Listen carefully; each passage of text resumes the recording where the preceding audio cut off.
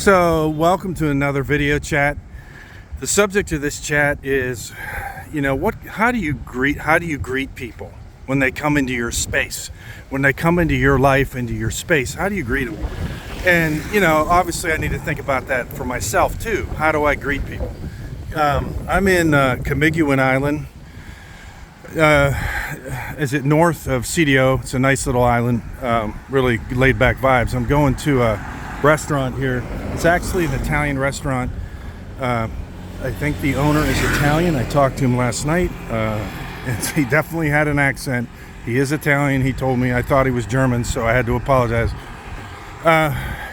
So it's amazing. I'm going to come down here and get some unique food that I don't even know what the names are, and I'm part Italian. So, but when Jesus, how do you greet people? For example, when Jesus went into a home, somebody that welcomed him into his home, while he was there eating, which is a good thing. Hospitality is a good thing.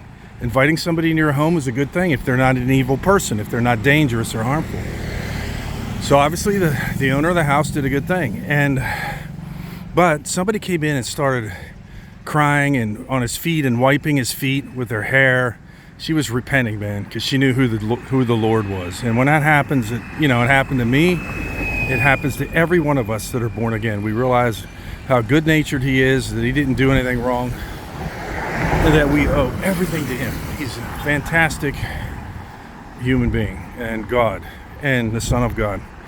And so they took issue with this lady because she was doing stuff that was awkward to these people in the home. And he said, look, he basically told him, you haven't loved me very much, even though you did this, and these are my words, you haven't loved me hardly at all. This woman loves me. She's crying, she's wiping my feet, she's kissing my feet, she's on her knees worshiping me, and you just stand there and you don't do much for me at all. You didn't kiss me with a holy kiss, so to speak.